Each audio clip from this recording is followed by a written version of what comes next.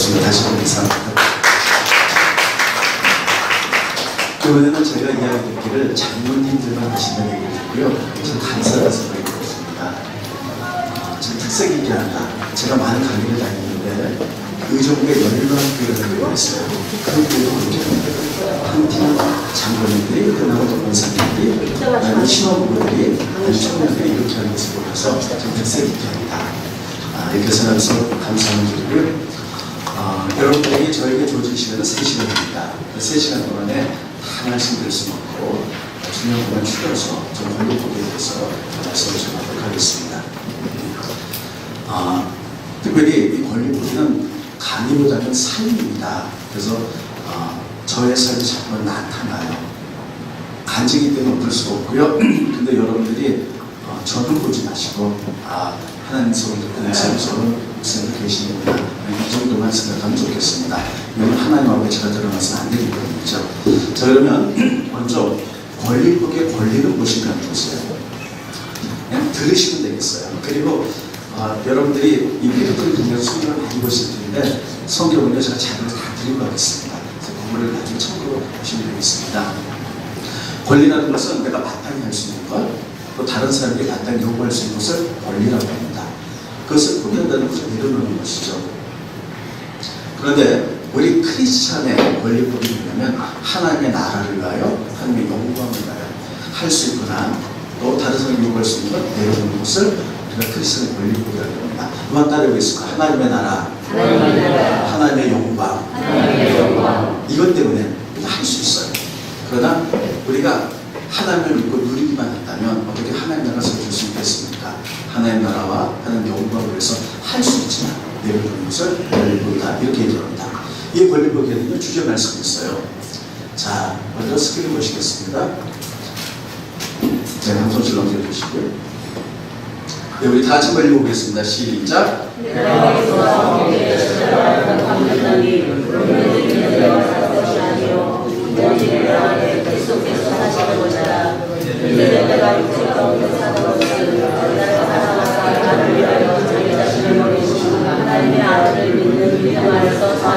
아멘. 우리 장로님들이 잘 아시는 말씀인 줄로 저는 분명히 믿습니다. 믿음이라는 것은요, 주일날 한번 교회 왔다가 만원짜리 헌금하고 돌아가는 거, 이거 믿음 아닙니다. 그것은 교회를 다니는 사람이에요. 우리가 믿음이라는 것은 하나님 말씀대로 살기로 결정하는 사람들입니다. 한번 따라하겠습니다. 하나님의 말씀대로 살기로 결정하는 것. 그래서 여러분, 그렇습니다. 이게 내 신명이에요. 예전에는 내 신명의 주인이 나였어요. 그러나 이제는 예수님 말씀으로 살기로 결정했기 때문에 나는 내려앉는 것입니다. 그리고 내 안에 예수님 계신 거예요. 그러므로 내가 십자가에 그리스도께 못 박혀다니, 예수님이 십자가에 못 박혔을 때 나도 같이 못 박히는 거예요. 그래서 나를 내려놓고 이제 나는 죽고 예수님 나의 왕이 되셔서 나를 다스리고 지키라는 것, 이게 믿음이라고 저는 분명히 믿습니다. 그래서 권리법이 뭐냐면요, 내 생각과 하나의 말씀이 부딪힐 때 여러분 내 생각을 내려놓는 것이에요. 그리고 하나님의 말씀을 취하는 것. 그래서 십자가상에 나는 이미 죽었습니다. 그리고 하나님 말씀대로 살기를 결정하기 때문에 내 생각을 내려놓고 하나님 말씀을 취하는 것, 이것이 권리법인 줄 기억하시기 바랍니다. 자, 그러면 세 번째는 권리법이 왜 하는가는 것이에요. 권리법은 하나님이 기뻐하기 때문에 합니다.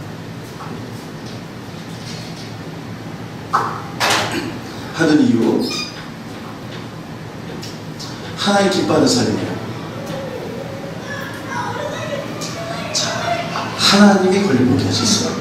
하나님이 권리법이 했다 그러면 우리가 조금 어감이 이상한데, 우리는 삼위일체 하나님을 믿습니다. 그래서 하나님, 예수님, 성령님, 그분이 하늘에서 하나님, 예수님, 성령님이 하늘에서 이 세상 모든 것을 주관하시지요. 그런데 여러분, 예수님은 하나님의 독생자입니다. 그러면 천국에서 하나님과 더불어 예수님 사는 것 굉장히 기뻐하실 거예요. 그런데 하나님께서 이 당신의 독생자를 우리를 지속 구원하시기 위해서 이 땅에 보내셔서 사실이에요. 이게 하나님의 권리법이죠. 그래서 예수님이 이 땅에 오셔서 십자가 피 흘려 돌아가심으로 말미암아 우리가 구원 받았지요. 하나님이 만약에 당신의 독생자 예수 그리스도를 아껴서 안 보냈다면 그리고 어떻게 구원받을 수 있겠습니까? 당신의 독생자까지 이 땅에 보내셨어요. 그래서 이것이 하나님의 권리복의 삶입니다. 예수님도 마찬가지예요. 예수님도 만약에 그분이 이 땅에 오시지 않는다면 그분은 3일차 하나님이십니다. 천국에서 우리를 통치하시면서 왕으로서 아주 권위 있게 사실 수 있을 거예요. 그럼에도 불구하고 우리를 구원하시기 위해서 그분은 다 내려놓고 이 땅에 오셨던 사실이에요.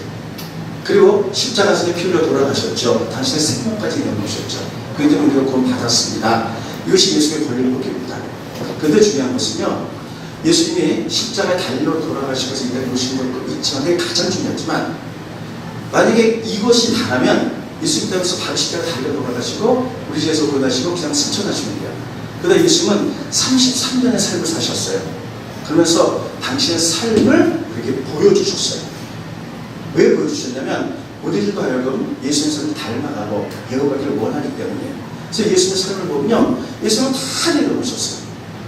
저는 예수님이 우리의 왕으로 분명히 고백합니다. 그러면 그분이 탄생할 때 왕이면 가장 좋은 호텔에서 탄생하셔야 돼요. 예수님은 어디서 탄생하셨습니까? 말구유통. 말구유통이 뭡니까? 말먹이통이에요. 말먹이통은 말들이 음식을 먹다가 찌꺼기가 이렇게 있는 곳이죠. 그러니까 세균이 있어서 거기가 세균이 득실득실한 곳이에요. 갓 태어난 아이가 그곳에서 태어나면 아이들은 모든 면역력이 약하기 때문에 거기서 바로 가면도 죽을 수밖에 없어요. 아무리 비천한 아이를 할지라도요, 여러분 말구유통에서 태어나는 한 명도 없습니다. 어떤 어머니도 아이가 태어나면 깨끗이 씻어가지고 품에 안지 말구유통에 놓는 경우는 없어요. 이것은 뭐냐면 사람 가운데 가장 비천하게 태어났을 의미하고 있어요. 왕이신 그분이 왜 가장 비천하게 태어나야만 됐을까요? 그것은 우리의 비천한 삶을 이해하시기 위해서요. 만약에 예수님이 왕으로 오셔서 이 땅에서 고급 승용차 타시고 좋은 호텔에서 좋은 음식 먹고 사셨다면 가난한 서민들 또 비치고 비천한 사람들의 그 심정을 다 이해하지 못하실 수도 있을 거예요. 근데 그분은 대부분의 많은 사람들이 이 땅에 살아가면서 비천하고 힘들고 자존감 상하고 상처 있고 이런 삶이 있기 때문에 그것을 직접 경험을 해보신 것이에요. 왜냐하면 우리들이 비천할 때 우리를 도울 수 있는 능력을 바라기 위해서 예수님 이렇게 왕이지만 가장 비천한 삶을 선택하시고 우리를 포기하신 것이에요. 여러분, 우리가 가장 비천해질 때가 언제일까요? 돈이 없어서 돈 빌려 다닐 때. 그렇죠. 여러분, 돈 빌려 달라는 말이 너무 어렵습니다. 우리가 한두 번은 안 사모에게 빌려 달라고 했지만 서너 번 빌려 달라고 하면 전화도 안 받아요. 우리가 다 비천해질 때 사람들은 우리에게 손가락질 하지만 예수님께 엎드리면 예수님이 이렇게 말씀하세요. 내가 너의 비천함을 안다는 것이에요. 내가 2000년 전에 이 땅에 왔을 때 말구유를 통해서 그러나 봤다. 내가 가난이 무엇인지 안다는 것이에요. 그분이 경험해 보셨기 때문에 우리를 그 부분에서 고난 능력이 있다는 사실을 기억하시기 바랍니다.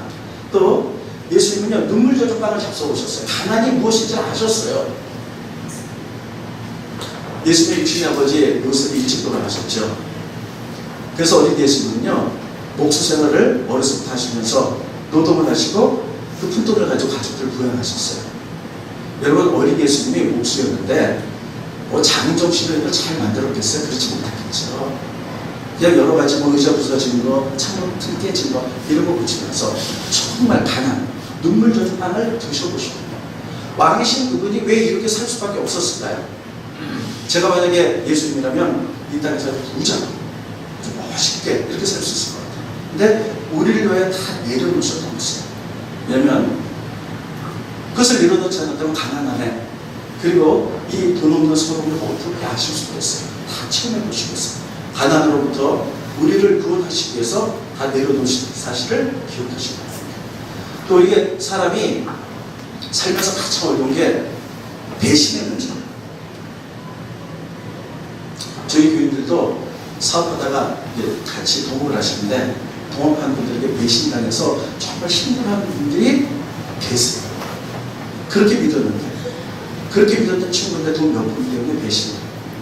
그렇게 믿었는 남편인데 바람이 나서 아내를 배신하고, 또 돈 몇 푼 때문에 여러분 자녀가 부모를 배신하고, 이런 배신감이죠. 참 사람들이 배신감에 몸부림치는데 예수님은 엎드리면 예수님은 우리에게 이렇게 말씀하세요. 내가 그 마음을 안다는 것이야. 나도 2000년 전에 이 땅에 육신을 입고 왔을 때에 내가 그렇게 밤에만 떠고 기도하고 12명의 제자를 뽑았는데 그 가운데 가룟유다라는 제자가 나를 배신한 것이. 내가 그 배신을 경험해 봤기 때문에 너희들의 배신의 그 느낌을 알고, 근데 중요한 게 엎드려면 우리를 치료할 능력이 그게 있다는 사실을 기억하시기 바랍니다. 예수님께서는 이렇게 왕으로서 다 이길 수 있지만 우리를 왜 다 내려놓으셨어요. 이게 예수님의 권력입니다. 또 요즘은 먹거리나 모든 것이 다 암이 참 많습니다. 제가 목회하면서 올해가 굉장히 힘들었네요. 왜냐면 저희 교회 50대 초반에 집사님들이 암에 서너 분이 걸렸는데 다 돌아가셨어요. 그렇게 기도도 많이 했고 좋은 약도 썼는데요. 참 암으로 한 달 전에 그 간격으로 지난달까지 4분이 돌아가셨어요. 다 50대 초반이셨어요. 그것을 보면서 제가 참 나중에는 뼈만 말리고 음식도 못 드신 그분한테 가서 위로하는데 정말 제가 그분을 위로할 힘이 없어요. 왜냐면 제가 암에 안 걸려봤기 때문에. 제가 만약에 암에 걸려봤다면 그 암의 고통이 얼마나 큰지를 알 수 있을 텐데, 그럼 내 진심으로 그들을 여러분 위로할 수 있을 텐데 저는 그런 경험이 없기 때문에 암에 걸린 그분에게 가서는요 얼마나 아플까 그냥 그 정도만 할 수 있어요. 여러분 암에 걸려서 돌아가실 때 그 많은 시간 속에 형성이 있으면서 얼마나 힘들고 외로울까요? 제가 그래서 그분들에게 이렇게 권면합니다. 예수님께 엎드렸어요. 우리는 권면해봤자 껍데기만 권면합니다. 예수님께 엎드리면 예수님은 당신의 이 죽음의 고통을 이해하실 수 있어요. 왜냐하면 예수님도 십자가상에서 온몸이 갈갈이 찢겨 돌아가셨기 때문에 죽음의 고통을 아시는 거예요. 그래서 예수님께 엎드리면요 예수님께서 내가 너의 고통을 안다. 나도 지금부터 2000년 전에 십자가상에서 온몸이 다 찢어서 죽었거든요. 39개의 채찍을 맞아서 온몸의 근육과 뼈가 다 으스러졌고 옆구리에 창을 맞아서, 그리고 손과 발에 이제 나무못으로 박힘을 오면 뼈가 으스러져 신경이 끊어져서 고통스러운 죽음의 고통이 무엇인지 안다는 것을 우리도 몰라요. 근데 예수님께 엎드리면 그분은 경험해 보셨기 때문에 그것을 이해할 수 있고 고쳐줄 수 있는 능력이 게 있다는 사실을 기억하시기 바랍니다. 여러분 이게 예수님의 권리법이에요. 그분은 왕이고 하나님이시기 때문에 가장 높은 자리 왕으로서 편안하게 멋있게 살 수 있는데, 단순히 십자가 지심을 권해서 오신 이게 근본적인 목적이지만 그분은 33년을 사시면서 인간의 가장 연약한 면을 다 체험하신 거예요. 그렇게 하신 것은 우리의 인생에서 눈물 나고 고통스러운 일이 있을 때 그것을 구원하기 위해서 그렇게 하셨다는 사실을 기억하시기 바랍니다. 그것이 예수님의 권리법이에요. 자, 우리나라 참 많은 교회들이 있죠. 여러분 이렇게 교회가 세워지기까지는 많은 믿음의 선열들이 전부 다 권리법이 있기 때문에 이 교회가 세워진 거예요. 저도 개척해서 28년이 됐습니다. 제가 개척해서 28년이 됐어요. 교회들은 한 1100명 정도 모이는 교회예요. 그런데 제가 만약에 처음부터 큰 교회 다니러 갔다면 여러분 이 교회의 소중함, 성들이 10,000원, 20,000원 헌금해서 그것이 마이크가 되고 강대상이 되고 의자가 되는 거 몰랐습니다. 근데 저희 아내가 저하고 둘이 28년 전에 엎드려 눈물로 기도하면서 교회 한 분 한 분 오셔서 그분들이 10,000원, 20,000원 헌금했어요. 그 돈들이 모여가지고 마이크가 되고 강대상이 되고 그리고 여러분 의자가 되고 그리고 교회가 좋아졌어요. 그래서 저는 어느 날 교회 가만히 있으면요 눈물이 많이 나요. 이 교회가 이렇게 된 것은 많은 우리 교회들이 엎드려 기도했고 권력이기 때문에 돈 쓸 일이 얼마나 많아요. 그럼에도 불구하고 그것을 안 쓰고 하나님께 헌신하며 드렸을 때 이것이 보여서 교회가 됐다는 사실이에요. 저는 이 유석 깊은 천안성결교를 지금 제가 3번째 옵니다. 3번째 오면서 멀리 벽돌들을 보면서 느껴요. 차를 들어오면서 저걸 하나하나 누군가가 쓸까 안 쓰면서 헌금하고 헌신하기 위해서 이 교회가 되는 시기에 저는 그것을 알아요.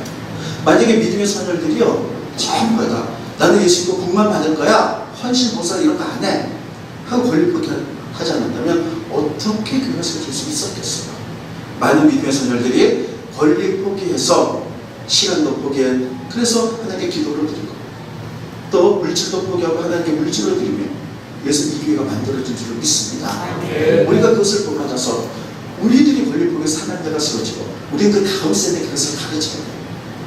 그래서 그들로 하여금 헌신하여서 하나님 나라 이 땅에 가득하도록 우리 바다 덮음같이 하나님 아는 지식으로 가득하도록 이것이 우리가 해야 될 일인 줄 분명히 믿습니다. 그래서 걸림돌이 하나님의 가장 기쁜 사이에요. 네 번째, 그 걸림돌이는 무엇을 기준으로 보게 하냐는 것이에요. 따르겠습니다. 하나님의 말씀. 하나님의 말씀이 기준이에요. 그래서 여러분 무슨 일이 있을 때 우리 반드시 성경이 뭐라고 말했는가 이것을 봐야 돼요. 그래서 우리의 생각도 움직이는 것이 아니라 세상의 가치관도 움직이는 것이 아니라 무슨 일이 있을 때 진리의 성경은 하나님 뭐라고 말씀하시는가 이것이 기준이 돼서 그 말씀대로 움직여 나가시기를 예수님으로 축원드리겠습니다. 하나님 이렇게 말씀하셨다면 내 생각이 아무리 옳은 것 같아도 그것을 내려놓는 것이에요. 이게 믿음입니다.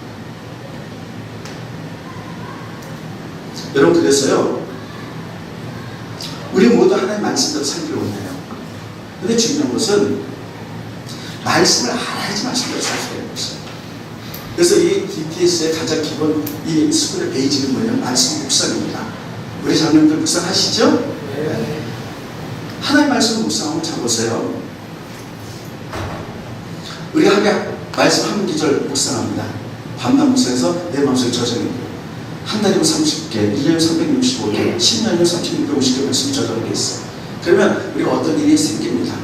하나님 어떻게 하기를 원합니까? 그럼 성령께서는 말씀을 주면서 기억나게 하신 줄 믿으시기 바랍니다. 하나님 이렇게 하라 그랬지 저렇게 하라 그랬지 말씀이 기억나요. 그래서 우리가 하나님 말씀을 선택해서 살아가는 건 이게 믿음이에요. 그런데 교회는 아무리 오래 신앙생활 했어도 말씀이 없으면 뭐가 있어야지 기억나죠. 그래서 어떻게 될지 모르다가 그냥 세상의 방법을 해버리고 말아요. 그리고 나서도 자기는 불순종했다고 생각하지 않습니다. 그래서 이 DTS의 가장 베이직은 뭐냐면요 말씀 묵상이에요. 말씀 묵상 날마다 하시길 바랍니다. 말씀 묵상을 해야만이 하나님 말씀과 살아드릴 수가 있는 것이에요. 말씀 묵상하셔요. 그래서 10편 1편에 보면 복 있는 사람은 2절 오직 하나님의 말씀을 저를 묵상하여 산다. 저 말씀을 묵상해서 말씀이 내 심령의 저수전에 있게 되면요 하나님 이 상황에서 어떻게 하는 게 하십니까? 그럼 성령께서 말씀이 기억나게 하세요. 말씀이 기억나지 말씀대로 살아가는 것이죠. 그래서 이 스쿨의 가장 기본이 묵상이기 때문에 우리 장로님들이 때로는 신앙생활 하시면서 묵상을 안 해보셔서 어려우실 수도 있어요. 그러나 여러분 인내를 가지고 계속 하시기를 예수님으로 부탁드리겠습니다. 네. 그러면요 하나님 말씀 자꾸 기억나서 하나님 뜻을 잘 구별해 나갈 수가 있어요. 자 그런데 하나님 말씀뿐만 아니라 하나님 첫째 성경을 통해서 이렇게 말씀하세요. 두 번째는요 성경에 없는 말씀들도 있어요. 그럴 때부터 사건을 통해서 말씀하시고 꿈, 환상, 또 기도할 때 우리 마음의 평강, 또 확신, 사랑과의 관계, 목사님의 설교 이런 것들을 통해서 말씀하세요. 오늘 여러분들이 주일 안예배 들으셨을 거예요. 근데 담임 목사님 설교할 때 나에게 딱 와닿는 말씀이 있을 거예요. 저거 나에게 주신 말씀이에요. 그 말씀은요 바로 하나님께서 목사님의 입술을 통해서 여러분께 하시는 줄 믿으시기 바랍니다. 이렇게 우리가 하나님 성을 들려고 애쓰니까 계속 들리는 것이에요.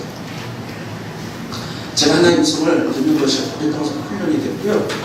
그 가운데 인간의 생각을 내려놓고 하나님 뜻대로 살다 보니까 많은 하나님을 일들이 하게 되었습니다.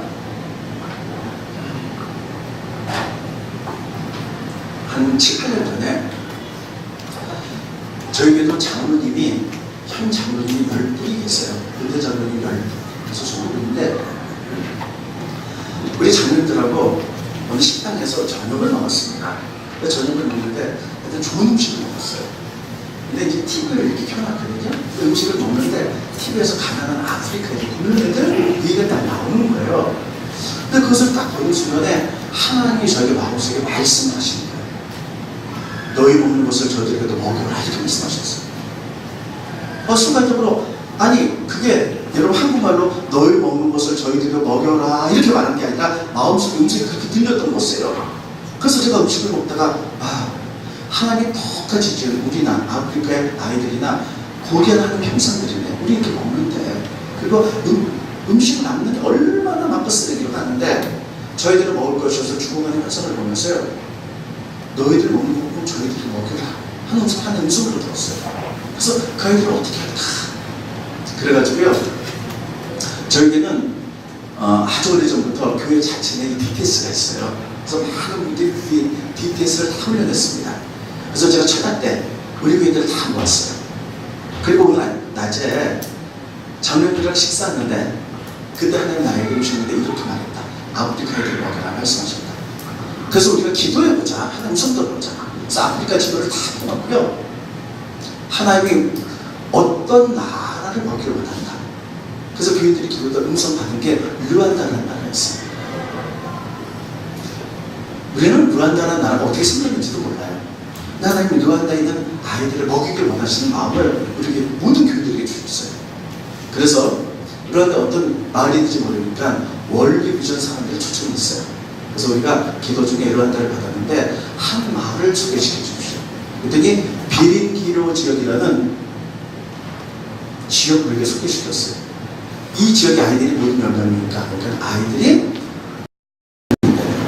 그래서 우리가 이 마을을 계속 입양합니다. 그래서 우리가 그 마을을 입양했어요. 그래서 93명의 아이들에게 먹이고 입히고 공부시키는 일을 계속 했었어요. 그래서 이 마을을 이렇게 입양하다가 우리가 목표는 단순히 아프리카 비린교 지역의 아이들을 먹이고 입혀서 공부시켜서 이것만이 목표가 아니라 이 지역 전체를 입양하기 때문에 이 지역 전체를 자립을 시키자. 이게 목표로 바뀌었어요. 그래서 이 아이들이 필요한 게 뭔가 그랬더니 이 아이들이 우물을 받았다 그래서 처음에요. 왜냐면 그 비린교 지역에 아주 물이 나와가지고 아이들이 그 더러운 물을 먹고 막 죽어가는 거였어요.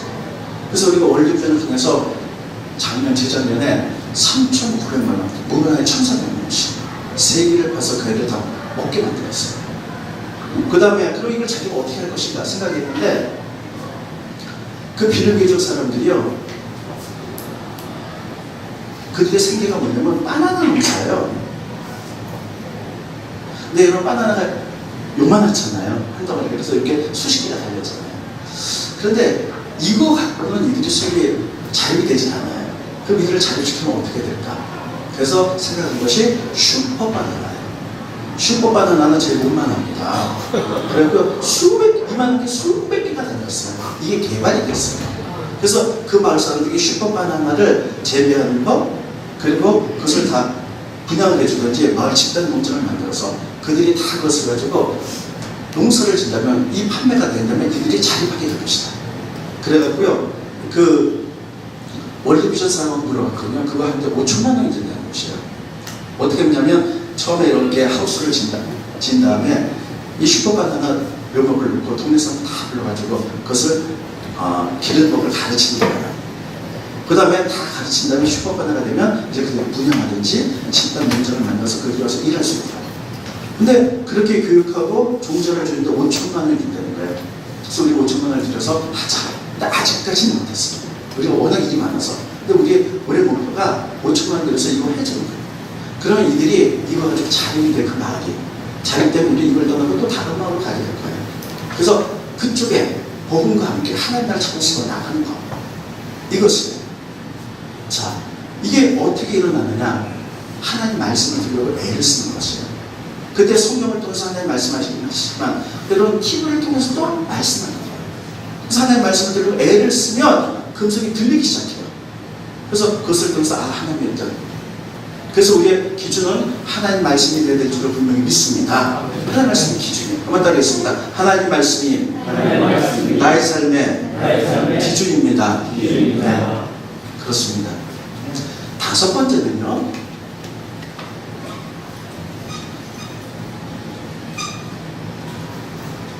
건립국의 원칙이 있어요.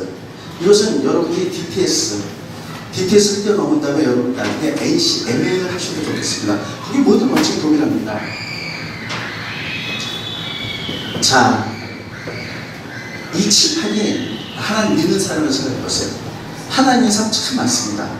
그런데 하나님과 동행하는 사람은 그렇게 많지 않아요. 우리 자녀들 하나님과 동행하시죠? 애녹처럼 동행하시죠. 그런데 더 조금의 사람은 누구냐? 하나님의 말씀의 세계관을 가진 사람이에요. 이 말씀의 세계관은 그냥 세워지는 것이 아닙니다.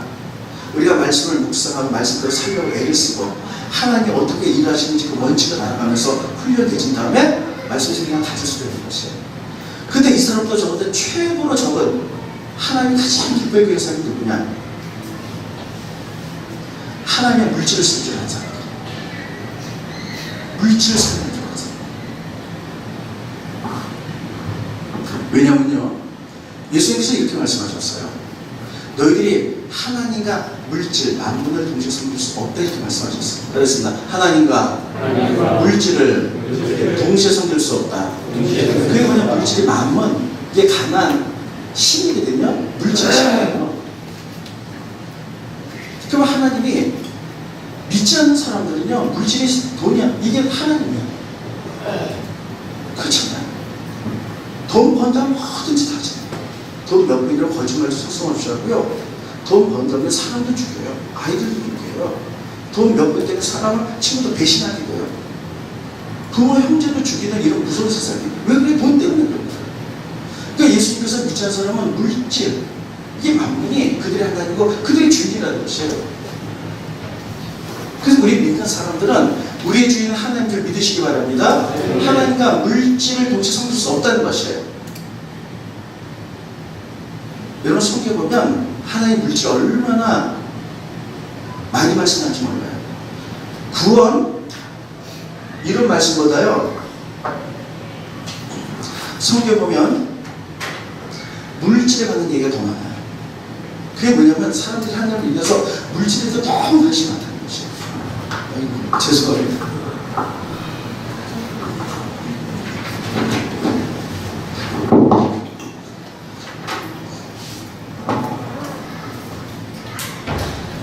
예, 물질에 훨씬 관심이 많다는 것이에요.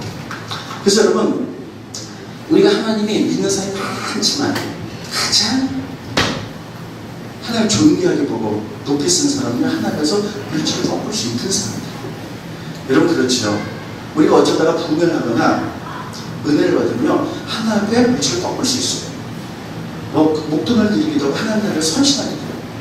근데 어쩌다 한 번 할 수 있지만 하나님의 말씀할 때마다 물질을 내려놓을 수 있는 것이에요. 이런 분들, 예수 믿는 사람 너무 많아요. 그런데 하나님과 동행하는 사람은 그렇게 많죠.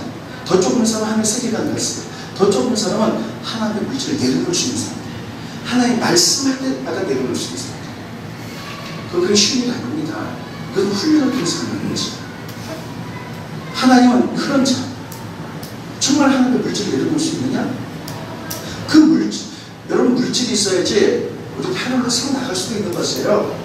우리 장로님들 아마 어려서부터 교회를 다니신 분들은요, 아마 처음에 교회 올 때 그랬을 거예요. 교회 오면 사탕도 주고 노트북이 아니라 공책도 주고 그러니까 그런 것 때문에 교회 오는 계기가 되는 거죠.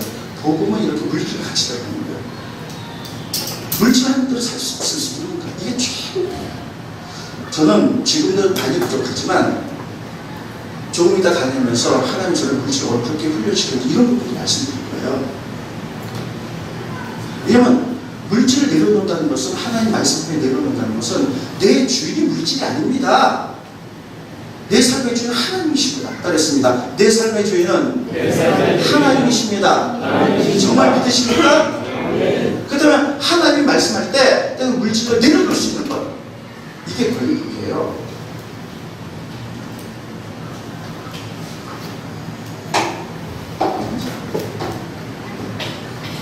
자, 그러면 개론적인 부분 여기까지만 하고요. 이제 오늘은 시간이 없어서 세 사람만 하겠습니다. 인물별로 아브라함, 두 번째 모세, 세 번째는 갈렙에 대해서 이분들이 어떤 것을 내려놓고 하나님 나라에서 어떤 일들을 사용됩니다 하는 부분을 말씀을 전하도록 하겠습니다. 첫 번째 아브라함입니다. 아브라함은 갈대아 우르에서 살고 있었어요. 자, 제가 지도를 좀 그립니다.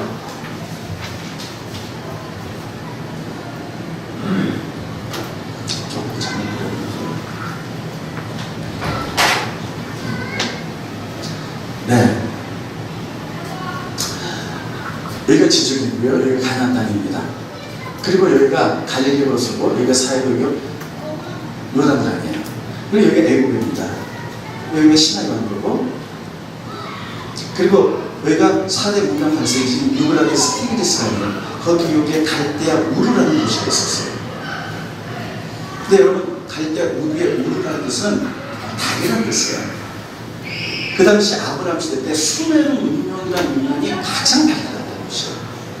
근데 그곳의 중심이 우르입니다. 그래서 여기는요 굉장히 무서운 안성이었던 것이에요. 그래서 하나님은 아브라함을 부르시고 우상 도시를 떠나라는 것이에요. 그리고 내가 너에게 말한 나라로 가서 내 자손이 많아질 것이다. 너를 제사장 국가로 만들어서 너를 통하여 세계의 모든 민족의 복을 받아들이게 될 것이다. 이렇게 말하면서 아브라함을 갈대아우스로 떠나는 말씀하시죠. 그래서 아브라함이 그 말씀에 순종해서 떠납니다. 그런데 여러분, 갈대아 우르에서 아브라함이 떠나는 게 이게 쉬웠을까요? 문제예요. 너무 어려운, 정말 어려운 일이었습니다. 왜냐면요, 그 당시에는요 갈대아 우르 여기 하란 이런 건 다 도시국가였어요. 도시면서 겪을 거예요. 그래서 갈대아 우르에 살면요 안전해요. 이 성이 자기를 보호해주는 곳이에요. 그래서 대대로 거기서 살았어요. 할아버지, 아들, 손자 이렇게 대대로 살았어요. 아브라함은 이곳에서 오래 살았어요. 나이 75세예요. 인생을 은퇴할 나이고 거기서 그는 굉장한 죄를 가졌던 사람이에요. 근데 하나님이 너의 본토 친척 아비집을 떠나 내게 너에게 지시한 땅으로 가라고 말씀하는데 어디로부터 말씀하지 않아요. 근데 이것을 떠나는 것은 너무 어려운 일이었을 거예요. 왜냐하면 성을 떠나잖아요. 그런 보호막이 무너지는 것이 아무도 자기를 보여주지 않아요.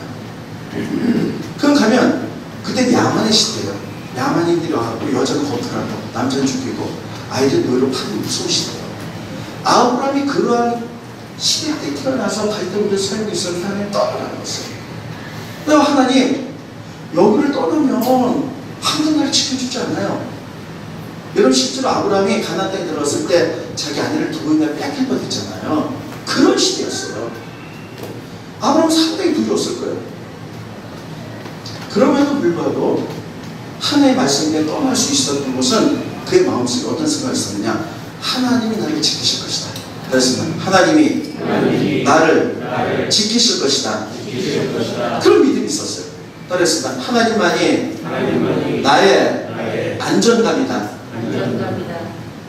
그래, 하나님의 말씀을 내가 나간다 할지라도 세상에 많은 악한 대적들이 대적한다 할지라도 하나님을 지키실 것이다. 하나님만이 나의 안전감이다. 이 믿음의 부분으로 떠날 수 있었던 것이에요. 아브라함을 통해서 우리 이런 것을 배워야 될 줄 믿습니다. 제가 장로님들에게 묻겠습니다.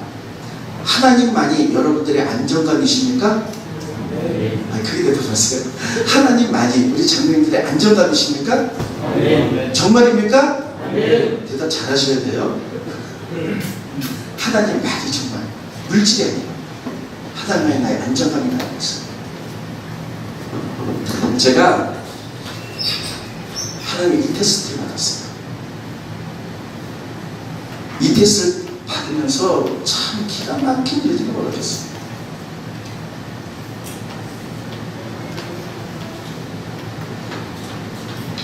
칠, 8년 전에 새벽마다 저희는 이제 큐티를 하거든요. 새벽 기도를 하는데 창세기 12장을 아침에 말씀을 증거했어요. 그리고 강제성에서 엎드려 기도하는데 하나님이 저에게 마음속으로 자꾸 말씀을 하시더라고요.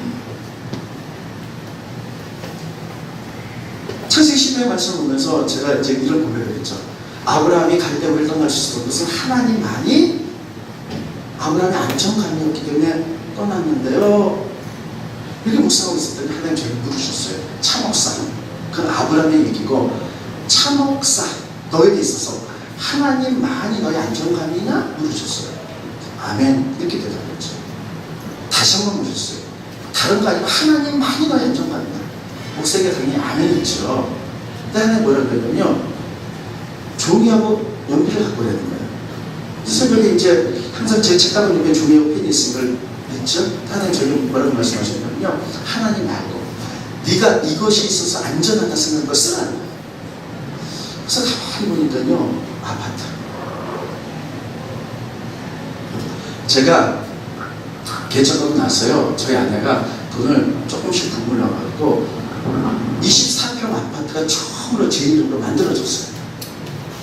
근데 처음으로 제 집이다 보니까 너무 좋은 거예요. 전세만 살다가 집도 깨끗하고 너무 좋았어요. 근데 제가 이 아파트, 근데 여러분 제가 이런 생각했었어요. 하나님만이 나의 안전감이다 말을 했지만 아파트를 보면서 이런 생각했었어요. 목회하다가 실패하면 이 아파트 팔아서 다른 곳에서 개척해야지, 이런 마음이 있었어요. 만약에 가정에 큰 사고가 나거나 질병이 걸리거나 사고가 나면 이 집을 팔아갖고 문제 해결하면 되지, 이런 마음이 있었어요. 하나님 그것을 보시고요, 아파트가 너의 안정감이 아니고 하나님이 너의 안정감이라는 것을 확인하고 싶었던 것이에요. 그래서 하나님이, 제가 아파트를 딱 쓰니까요, 아파트가 너의 안정감이 아니고 하나님만이 너의 안정감이야, 다시 묻으셨어요. 제가 아멘 했어요.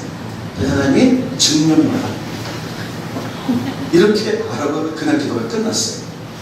그러니까 막 고민이 막 되는 거예요. 이걸 어떻게 증명해? 중심고심 하나님께서 그냥 아멘 하면 됐지. 증명을 해요. 근데 이 집은 저 혼자 사는 공간이 아니죠. 저희 아내하고 어린 아이들이 있었는데 같이 예배를 드리면서 아빠가 오늘 새벽 기도하는데 하나님 이렇게 말씀하셨다. 하나님만이 우리 안정감, 집에 안정감이 아니라 증명해보라고 그랬는데 어떡할까? 그래서 기도했는데 저희 아내가 이렇게 얘기했어요. 우리가 믿음으로 증명해 봅시다. 그게 뭘까? 그래서 증거서를 함께 드립시다. 그 증거서를 함께 올려드렸어요. 증거서 올려드렸어요. 그러니까 이제 재정부에서 주일날 막 제정하다가 목사님 증거서를 갔거든요. 그게 도대체 뭐냐? 그래서 제가 얘기를 했죠. 하나님 그렇게 말씀하시고 있는 거다. 그 목사 어디서 사세요? 그래서 장로님들 막 거기서 회의를 하시더라고요. 근데 교회 집을 하나 해주셨어요. 그건 32평짜리입니다. 아니, 이 얘기를 하려는 게 아니에요. 이건 교회 집이에요. 그럼 거기서 지금까지 살아요. 근데 여러분, 이렇게 하나님 물질이 됐을 때 지나갔어요. 딱 1년이 지났어요. 1년 지났는데 새벽에 이 본 말씀이 다시 돌아왔어요. 그래서 이 본 말씀을 다시 1년 만에 읽는데 하나님 또 저에게 말씀하셨어요. 하나님만이 너의 안정감이냐? 예, 그렇습니다. 그래서 우리 이랬죠. 하나님, 옛날에 집이 안정감인데 집 하는 게 되게 보셨잖아요. 근데 하나님 저에게 이렇게 말씀하셨어요. 조명을 펜을 또 갖고 와봐라. 그래서 또 갖고 와서 또 갖고 왔더니 하나님 말로 네가 이것이 있어 네 삶이 안전하다 생각으로 쓰라는 것이 딱 저는 그 통장이 딱 기억이 나는 거예요.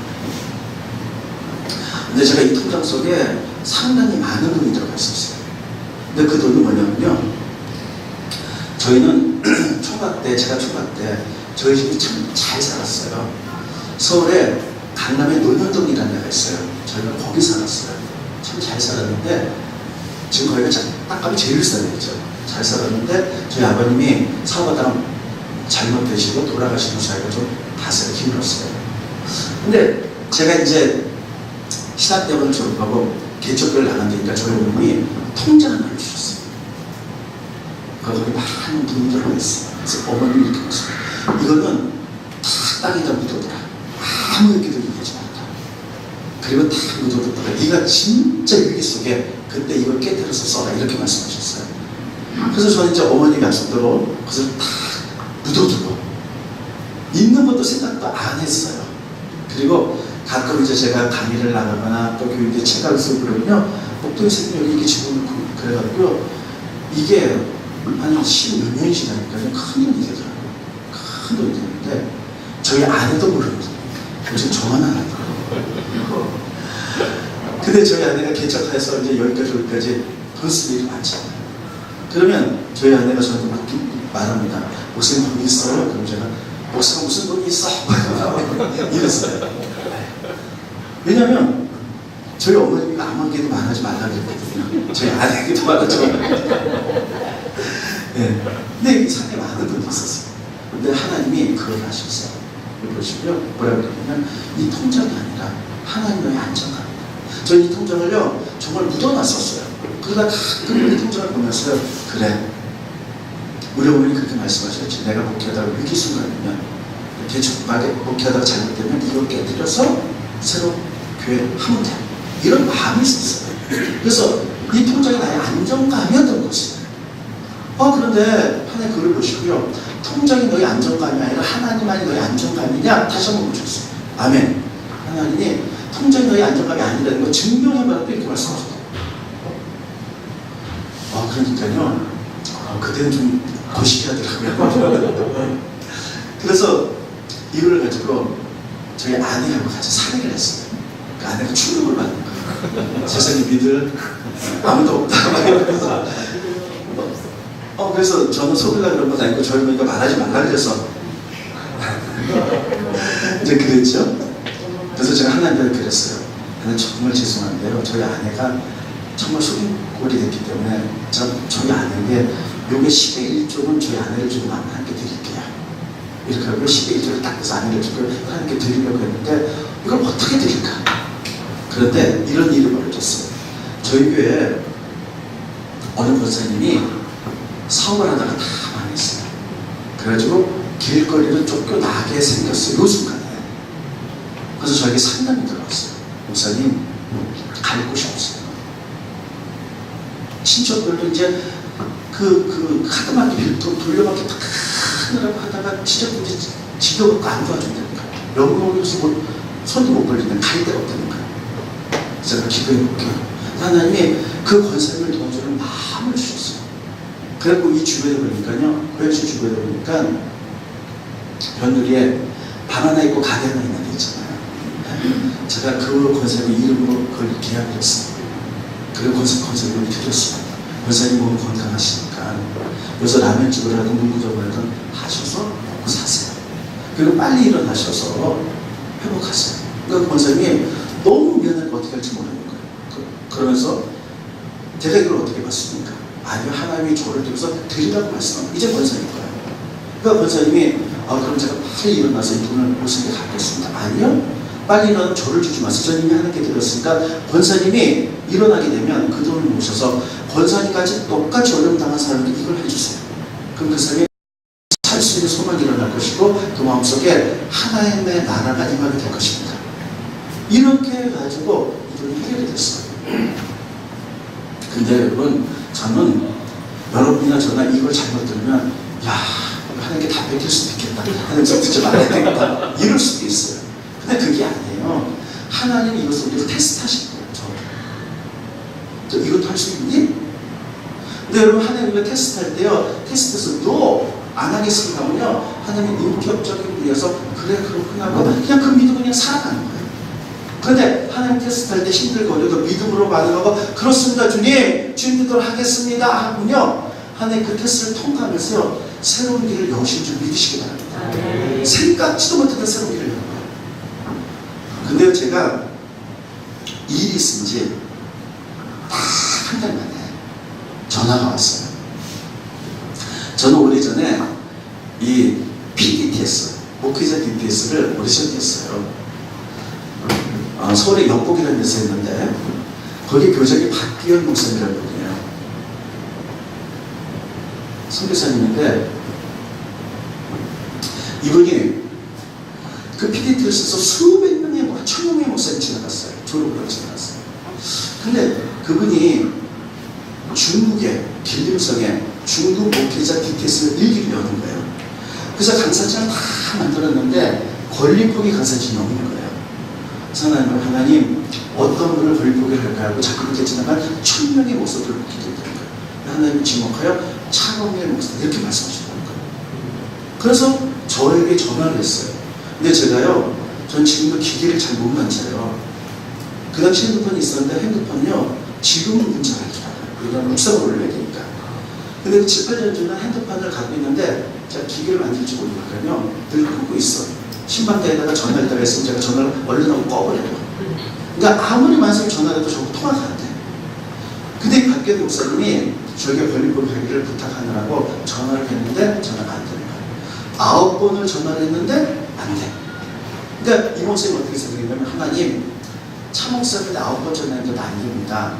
마지막 10번째 전화했어도 역시 통화가 안 되면 제가 하나님 음성을 잘못 들은 걸 가지고 강사를 바꾸겠습니다. 이렇게 하고 전화를 10번째 딱 하는데 제가 어떤 교인에게 전화를 딱 했어요.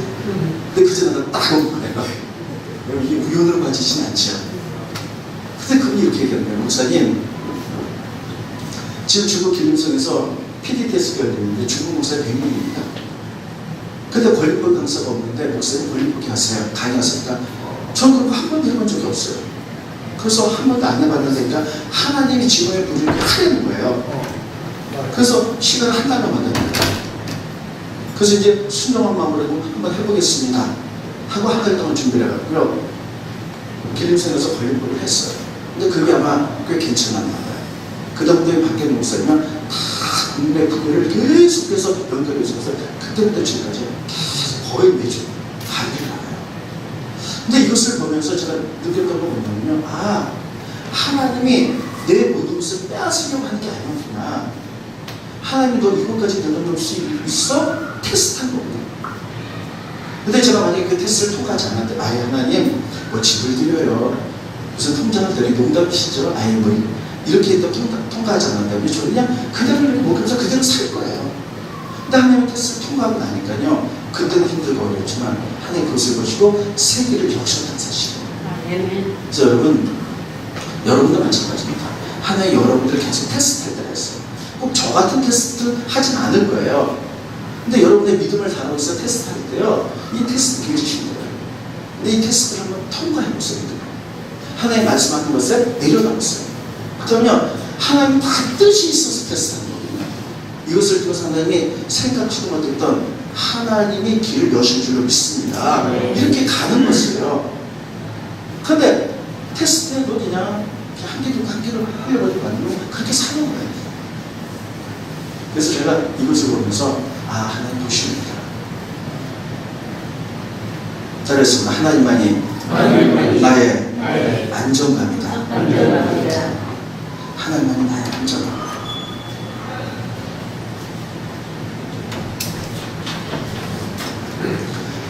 하나님의 아브라함을 첫 번째 권리법을 알려주셨습니다.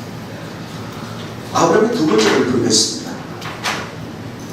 두 번째 권리법은요, 아브라함이 갈대아울에서 나올 때 그 롯을 데리고 나왔어요. 근데 이들은 목자예요. 그래서 양들을 많이 이루고 있어요. 근데 가나안 땅에 들어갔거든요. 가나안 땅에 들어갔는데 양들이 너무 많은 거야. 그래서 아브라함의 목자하고 롯의 목자 서로 양을 먹으려고 지금 충돌이 일어나. 그래서 이건 안 되겠다. 하나님 믿는 사람이 충돌이 일어나면 주변에 가나안 족속이 다 보고 있으니까 너무 덕이 안 되겠다 싶어. 그 아브라함이 어떻게 하냐면 롯에게 이렇게 그랬죠. 헤어지자. 그래서 롯에게 먼저 우선권을 줍니다.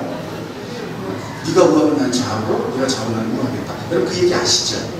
먼저 배려하는 거예요. 이게 권리법이에요. 만약에 아브라함이 이럴 수 있어요. 조카 롯을 자기 자녀처럼 데려다가 다 먹이고 제사도 줬잖아요. 그렇기 때문에 내가 이 좋은 땅 가질 때도 이쪽 땅 가져오면 롯이 그럴 수밖에 없어요. 그럼에도 불구하고 아브라함은요, 조카 롯을 배려하는 마음, 그래서 먼저 우선권을 주고 자기것을 내려놨어요. 근데 조카 롯은요, 소돔과 고모라 땅을 가져오죠. 이렇게 배려하는 마음을 보고 내려놓는 마음을 보고 하나님이 이렇게 말씀하셨어요. 아브라함에게. 아브라함아, 롯이 떠났는데 동서남북의 땅을 다 이 땅을 내가 내 자손에게 주겠다는 것을 이렇게 주고 가셨어요. 자, 우리 그 부분 볼까요? 성경 스크린 보여주세요. 창세기 13장 14절로 16절입니다. 네, 다 같이 읽겠습니다. 시작. 롯이 아브라함을 떠나니 여호와께서 아브라함에게 이르시되 너는 너희 있는 곳에서 조카 족속이고 조카 족속을 말하라. 왜냐하면 내가 너와 자손에게 주니 영원히 이르리라. 내가 내 자손의 땅에 때를 가자니 사람의 땅에 그를 능히 수 있을 내 자손이 없으리라. 네, 아브라함이 조카 롯을 배려해서 내려놨을 때 하나님께서 그를 다시 한번 축복하세요. 롯이 아브라함을 떠나니 하나님께서 아브라함에게 너는 물들어 북남 동서쪽 다 바라보는 그 땅을 너와 내 자손에게 영원히 주겠다는 거예요. 그러니까 자식 보면 자손들도 복을 받겠다는 것입니다. 그래서 내 자손이 티끌처럼 많게 하리니 사람이 땅의 티끌을 능히 셀 수 없으리라. 여러분 보세요. 이렇게 다른 사람을 배려했을 때 하나님은 자신뿐만 아니라 자녀들을 축복하는 줄 믿으시기 바랍니다. 여러분, 성경에는 이 부분이 참 많이 나타나고 있어요. 다른 사람을 배려해가지고 내 것을 잃어버리잖아요. 그럼 하나님 항상 자녀들을 축복하신다는 거예요. 그래서 저는 우리에게 성도님께 이렇게 얘기해요. 새벽마다 자녀를 축복하면서 기도하잖아요. 기도만 하지 말라 그러잖아요. 기도하지 말고 다른 사람을 배려하는 사람을 사달라고 얘기를 해요. 기도도 가장 중요하지만 하나님 복받을 일을 해라. 다른 사람을 배려하는 사람을 먼저 살아가는 것이에요. 그때 아브라함이 그래서 내 자손이 복을 받았던 것처럼 성경에 많은 사람들이 다른 사람을 배려하면서 내려놨을 때 자녀가 복을 받았다고 약속하고 있어요. 그 대표적인 사람이 세라입니다. 자, 잘 못 들어보셨던 말씀 좀 드리겠습니다. 1강에는 여기까지 하고 좀 쉬겠습니다. 여러분 창세기 보면 유다 아시죠? 유다가 그의 며느리 다말하고 해서 자녀를 낳습니다. 임신했는데 쌍둥이에요. 쌍둥이인데 다말이 애기를 낳는데 그 당시 산부인가 많지 않잖아요. 그래서 산파들이 왔잖아요. 근데 여자들이 애기를 낳을 때 아이가 머리부터 나와야지 산모가 살 수가 있어요. 근데 팔이나 다리부터 나오면요 산모가 위험합니다. 그래서 옛날에는 아이들이 잘못 나와서 산모가 죽을까봐 그 산모들이 애기 낳아갈 때 고무신을 이렇게 놓으면서 내가 이 고무신을 다시 신을 수 있을까 이렇게 얘기했다 그러잖아요. 아무튼 다말이 쌍둥이를 낳는데 그래서 애기가 태어나는데요. 첫 번째 녀석이 손이 먼저 나오는 거야. 산모가 위험한 거야. 산모가 가위를 쑥 집어넣었어. 근데 네가 장자다. 그래서 손에 빨간 줄을 냈어. 집어넣었어. 그러니까 애기가 돌으면서 둘째가 먼저 태어났어. 둘째 이름이 베레스. 그리고 그 다음에 첫 번째 태어나려다가 두 번째 태어나네. 그냥 빼거든. 이거 세라. 자, 원래는 세라가 장자였잖아요. 근데 어머니가 줄 거고 돌을 집어넣고 둘째가 장자가 됐잖아요. 자, 베레스하고 세라가 태어났어. 그럼 누가 장자일까요? 네? 누가 장자일까요? 베레스요? 세라요? 네. 성경 베레스가 장자입니다. 그런데 어머니를 살리기 위해서 세라가 장자권을 포기했잖아요. 이 베일이라는 것을 하나님 보셨어. 그래서 세라의 자손들을 축복하는데 두 가지로 축복해. 여러분, 이스라엘 역사에서 가장 지혜롭고 똑똑한 왕이 누구입니까? 솔로몬이죠. 솔로몬 왕인데 솔로몬이 태어나기 이전에 가장 천재적인 사람들이 있었는데 세라가 5아들을 낳는데 세라 가운데 3아들이 가장 천재였다고 성경을 기록하고 있어요. 자, 그 부분 스크린 쫙. 창세기 38장 20절로 30절을 보면 제가 한 얘기예요. 해산할 때 보니 산테라 해산할 때 손이 나오는지라 산파가 이르되 이는 먼저 나온 자라고 홍색실을 가져다 손에 메었더니 그 손을 도로 들이며 그 아우가 먼저 나오는지라 산파가 이르되 내가 어째 터뜨리고 나오냐 하므로 그 이름을 베레스라 하였고 그의 온 손에 홍색실이 있는 자가 나오니 그 이름을 세라라 불렀다. 자, 베레스하고 세라는 억울하게 찾아가겠지만 어머니 살기 위해서 배려 때문에 찾아가는 거지. 그래서 나는 그 아들을 축복하셨다는 사실이에요. 자, 또 스크린 보입니다. 여러분들 세라는 모두 5명이 아들을 낳았어요. 시므리, 세단, 헤만, 갈벌, 다라니. 자, 한번 다 같이 읽어보겠습니다. 시작.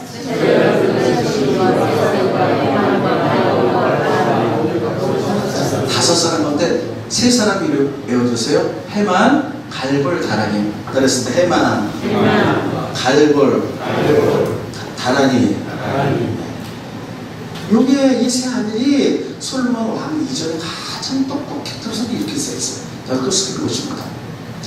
열왕기상 4장 30절 31절에 보면 잘 보세요. 솔로몬의 지혜가 동쪽 모든 사람의 지혜와 외국의 모든 지혜를 뛰어났죠. 가장 뛰어난 왕이죠. 그 솔로몬은 모든 사람보다 지혜로웠어. 그런데 해만 갈벌 다르다보다 지혜로웠다는 것이야. 그게 뭐냐면 솔로몬 이전에 해만 갈벌 다르다 가장 지혜로웠다는 뜻이에요. 이해가 되십니까? 다시 한번 읽을게요. 솔로몬은 가장 뛰어난 왕이야. 근데 그 솔로몬은 모든 사람보다 지혜로웠는데 해만 갈벌 다르다보다 나았다 지혜로웠다는 것은 솔로몬 이전에 해만 갈벌 다르다 가장 지혜로웠다는 것이에요. 자, 이제 적었습니다. 이렇게 다른 사람을 배려했을 때 하나님 그 자체는 축복했다는 것입니다. 또 뿐만 아니라 마태복음 1장에 보면 예수의 족보가 나오잖아요. 족보면 누구는 누굴 낳고 족보해서 장자만 나오잖아요. 그런데 유다 지파에서 다말에서는 아는데요, 베레스하고 세라가 다 자녀가 장자예요. 하나님 다 인정해 주셨던 것이에요. 그리고 그 다음에 베레스 통해서 역사를 이어가요. 자, 스크린 보시죠.